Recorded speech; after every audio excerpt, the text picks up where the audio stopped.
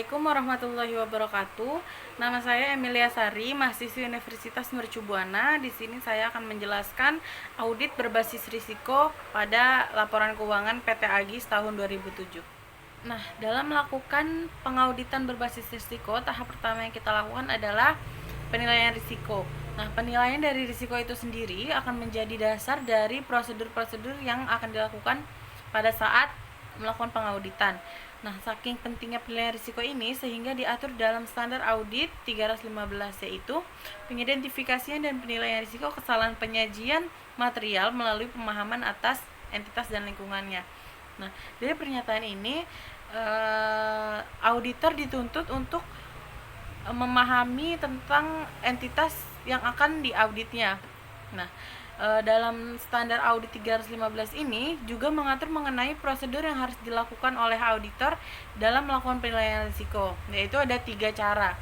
Cara yang pertama itu dapat dilakukan dengan wawancara, cara yang kedua dapat dilakukan dengan analisis, cara yang ketiga dapat dilakukan dengan inspeksi dan observasi.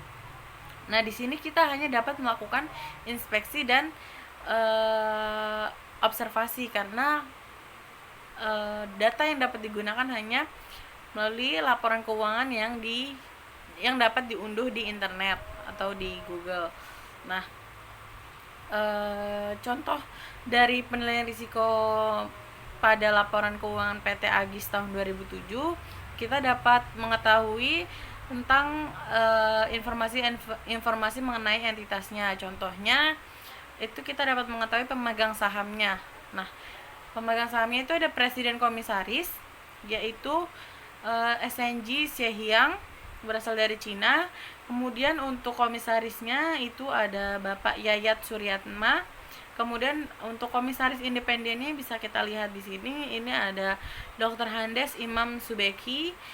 Kemudian untuk direktur utamanya itu ada Bapak Joni Kesuma. Kemudian untuk wakil direktur utamanya itu ada Bapak Bintoro Citro Wiryo. Kemudian untuk direkturnya ada Ibu Eka Hikmawati Supriyadi. Itu untuk pemegang sahamnya. Kemudian kita dapat mengetahui pihak yang berelasi. Nah, pihak yang berelasi ini contohnya dapat berupa anak perusahaannya. Nah, seperti yang saya tampilkan di sini. Untuk anak perusahaannya saya tampilkan beberapa. Itu contohnya ada yang pertama ada PT Agis Elektronik dan perusahaan anaknya. Terus kemudian di bawahnya ada PT Arta Sentragraha dan lain-lainnya. Ini saya ambil beberapa contoh untuk anak perusahaannya sebagai pihak berelasi. Kemudian yang bisa kita lihat di sini, untuk pesaing utama dari PT Agis ini adalah PT Era Jaya Swasembada dan PT Distribusi Voucher Nusantara Tbk. Nah, di mana diketahui PT Agis ini merupakan perusahaan yang identik dengan perusahaan perangkat elektronik dan telekomunikasi. Kemudian setelah kita dapat mengetahui pesaing utamanya, kita juga dapat mengetahui pemasok utamanya. Nah, dari PT Agis ini pemasok utamanya itu ada PT Sony Indonesia, kemudian ada PT Samsung Electronic Indonesia, kemudian ada PT Toshiba Visual, kemudian ada PT Mobile Eight Telecom, kemudian ada PT Bakti Media Internasional. Kemudian masih ada banyak lagi, dan tadi hanya beberapa yang saya sebutkan. Nah, setelah pemasok utama, kita juga dapat mengetahui tentang struktur organisasi yang digunakan oleh PT Agis. Nah, struktur organisasi yang digunakan PT Agis ini menganut sistem 2-tier karena sudah jelas terdapat badan pengawas yang mengontrol kebijakan dari seorang pimpinan. Contohnya dengan adanya Dewan Komisaris yang merupakan pemegang kekuasaan sebagai pengawas dari perusahaan tersebut.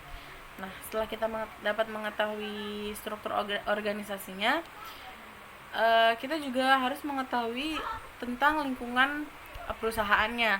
Nah, PT Agis ini merupakan perusahaan induk yang membawahi 3 perusahaan yang bergerak di bidang pendistribusian perangkat elektronik, alat rumah tangga, perangkat multimedia, produk telekomunikasi, usaha dan juga usaha di sektor sumber daya alam.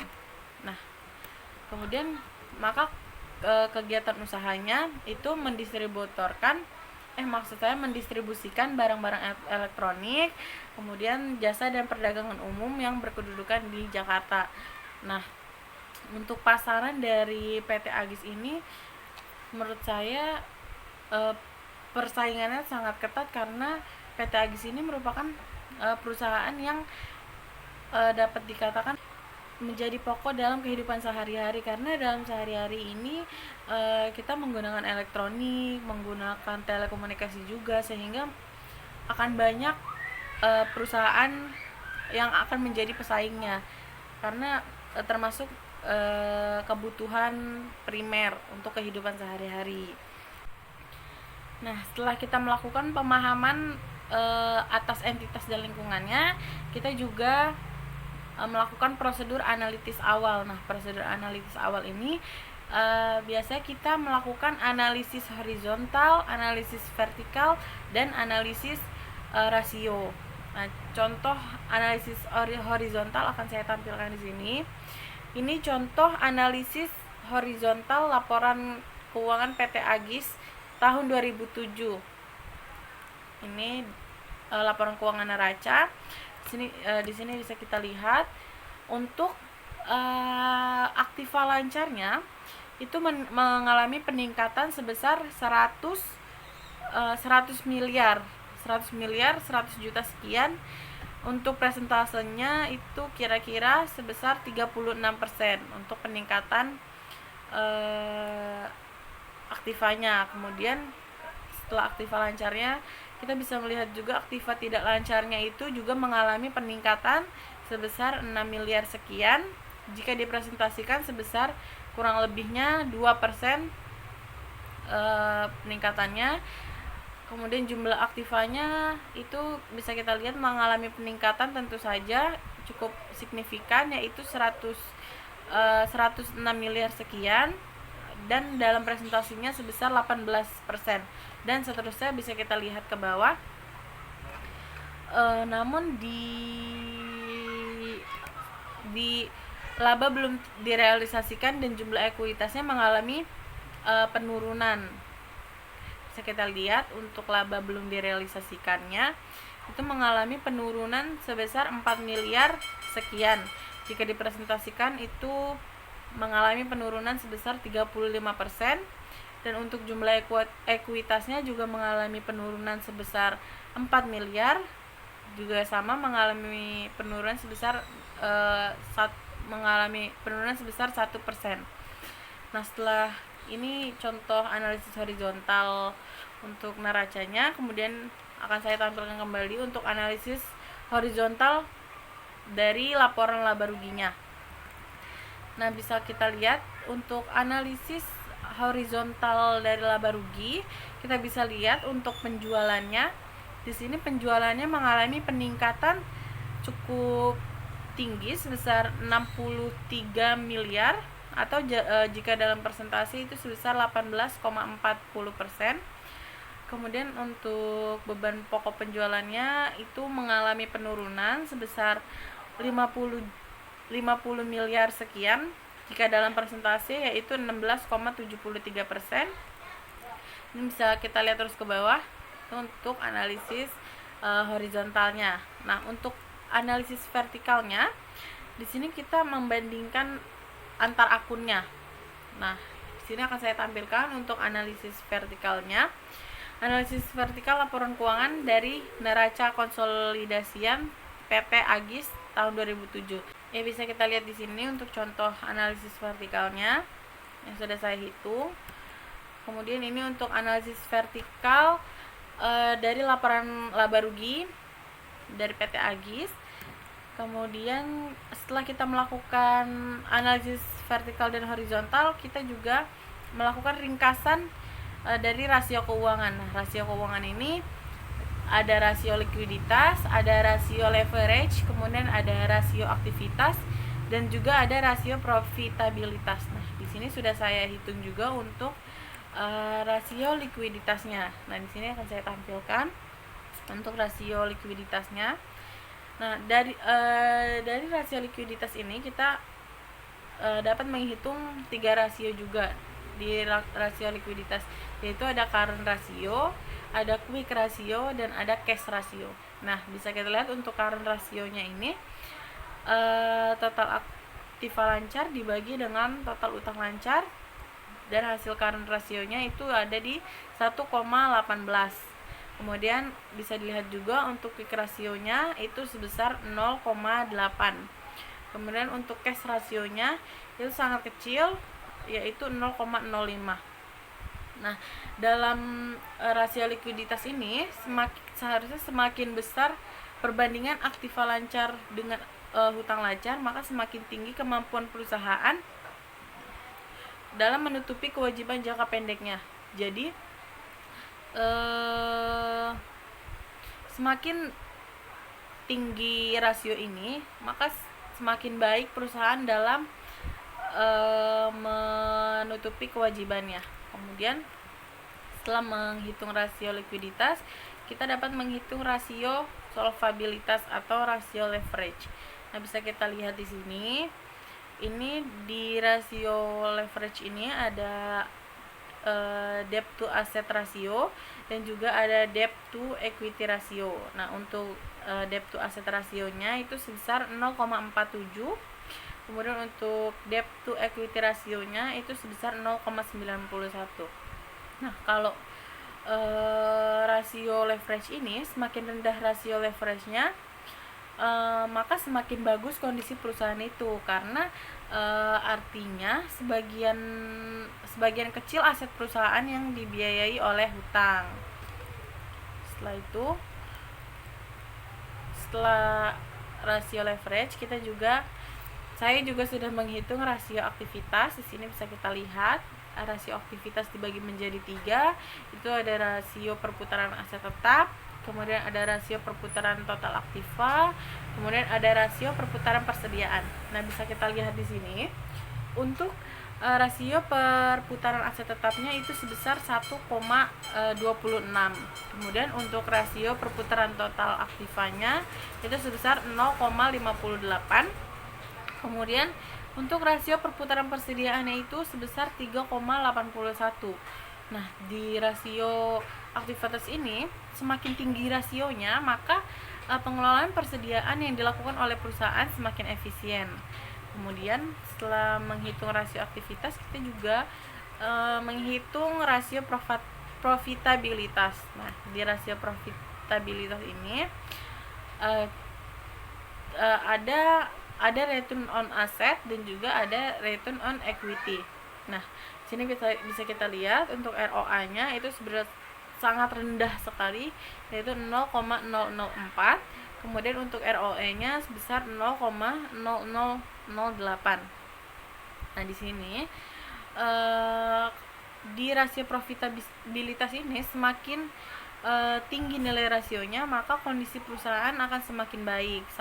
Sayangnya di PT Agis ini rasionya sangat rendah, maka kondisinya dapat dikhawatirkan. Kemudian setelah kita melakukan ringkasan rasio keuangan, kita juga dapat menghitung materialitas awal, yaitu overall materiality, kemudian performance materiality, kemudian ada assertion materiality. Nah, di sini seperti yang di video sebelumnya sudah saya jelaskan, overall materiality ini didasarkan pada persepsi auditor atau sesuai dengan pendapat auditor untuk kisarannya, untuk persenannya. Nah, untuk contohnya saya tampilkan di sini overall materiality dari PT Agis. Ini saya hitung dari total aset dikali 0,5%, menghasilkan overall materiality sebesar 3.500.000.000 seperti yang bisa dilihat di sini.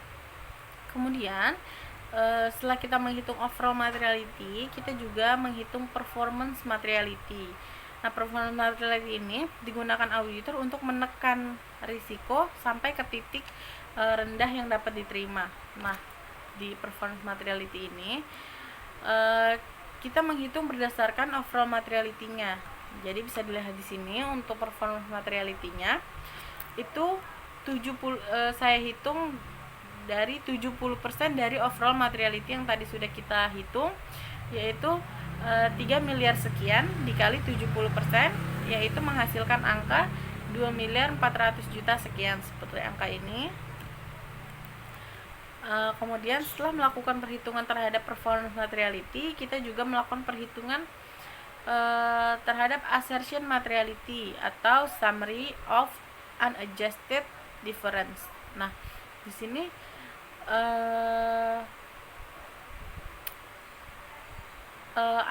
assertion materiality ini adalah perbedaan saldo yang tidak memerlukan koreksi karena perbedaan tersebut tidak material atau salah saji yang tidak dikoreksi. Nah, untuk perhitungannya bisa dilihat di sini. Itu summary of unadjusted difference sama dengan performance materiality dikali 3%. Nah, jadi tadi performance materiality-nya sebesar 2 miliar sekian, maka dikali dengan 3% menghasilkan angka 73 juta. Maka materialitas yang saya tentukan dalam mengaudit laporan keuangan PT Agis yaitu sebesar 73 juta sekian. Nah, setelah kita menghitung materialitasnya, nah pada tahap kedua pengauditan berbasis risiko ini adalah respon atas risiko. Jadi tadi tahap pertama kita melakukan penilaian risiko, maka tahap kedua kita melakukan respon atas risiko.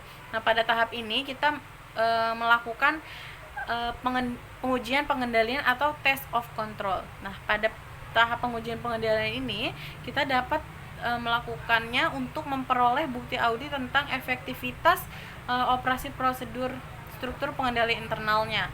Nah, sebagai contoh, prosedur pengendalian internal komputer menggunakan jumlah berkas. Jadi untuk memastikan bahwa semua berkas transaksi telah dicatat, itu kita dapat melihat apabila jumlah nilai uang yang diproses dalam berkas tersebut tidak cocok, maka transaksi jumlah berkas tersebut tidak akan diproses dan sebagai gantinya dicetak suatu laporan pengecualian atau exception report. Nah, pada tahap ini kita melakukan test of detail balance atau TDB. Nah, pengujian audit ini berfokus pada saldo akhir yang ada pada buku besar, bisa neraca, bisa laba rugi. Contohnya itu di ending balance account receivable, kemudian ada di COGS dan lain-lain. Nah, pengujian yang dilakukan auditor untuk menguji atau mendeteksi kesalahan saji yang mempengaruhi langsung kebenaran dari saldo-saldo dalam laporan keuangan. Nah, pada tahap ini kita juga melakukan pengujian terhadap asersi dari laporan keuangan. Nah, pengujian ini akan dilakukan prosedur completeness, existence, right and obligation, valuation and accuracy, atau serofap. Nah, dalam pengujian serofap ini kita dapat melakukannya menggunakan substantive test of transaction atau STOT. Nah, STOT ini adalah pengujian dalam audit yang dilakukan untuk menguji pencatatan suatu transaksi sudah benar atau belum. Nah, substantive test ini melihat apakah suatu transaksi telah sesuai dengan tujuan audit transaksi, yaitu yang tadi serofap atau existence, completeness, accuracy, classification, dan lain-lain. Kemudian setelah kita melakukan pengujian pengendalian, kita melakukan evaluasi. Jadi kita melakukan evaluasi terhadap estimasi akuntansi, yaitu terhadap bad debt-nya, fair value asetnya, fair value kontingensinya. Jadi maksudnya apakah bad debt-nya ini sudah sesuai dengan PSAK 71, kemudian apakah penilaian asetnya ini dijalankan atau dihitung tentang penyusutannya dan lain-lainnya, apakah nilai asetnya ini ada penurunan atau tidak, kemudian apakah ada utang dan piutang yang dapat bermasalah di masa depan, seperti itu. Nah, setelah mengevaluasi estimasi akuntansinya, kita juga mengevaluasi pihak berelasi. Jadi kita akan menganalisis pihak berelasi tadi, dan kita mengungkap jika ada sesuatu yang janggal. Kemudian kita mengevaluasi peristiwa kemudian sampai tanggal opini. Kemudian kita mengevaluasi kelangsungan usahanya. Seperti yang sudah tadi kita lihat, untuk rasionya itu ada yang terlalu rendah. Nah, itu dapat mengakibatkan perusahaannya bisa saja tidak bisa lanjut lagi. Jadi kita evaluasi untuk kelangsungan usahanya. Nah, setelah kita mengevaluasi itu, kita melakukan evaluasi materialitas final. Nah, jadi kita tadi sudah menghitung OMPMAM-nya. Jika kita lihat terlalu tinggi, bisa kita turunkan kembali untuk OMPMAM-nya. Nah, kita melakukan materialitas final ini, maksudnya kita melakukan evaluasi materialitas final ini, kita lakukan setelah kita melihat evaluasi kelangsungan usahanya tadi. Kalau misalkan OMPM-nya terlalu tinggi, menyebabkan perusahaannya misalkan banyak kesalahan, coba kita turunkan kembali untuk OMPM-nya, maka dapat kita evaluasi. Kemudian setelah kita melakukan evaluasi materialitas final, kita juga dapat melakukan evaluasi prosedur analisis final yang tadi horizontal, vertikal, dan rasio. Bisa kita evaluasi kembali.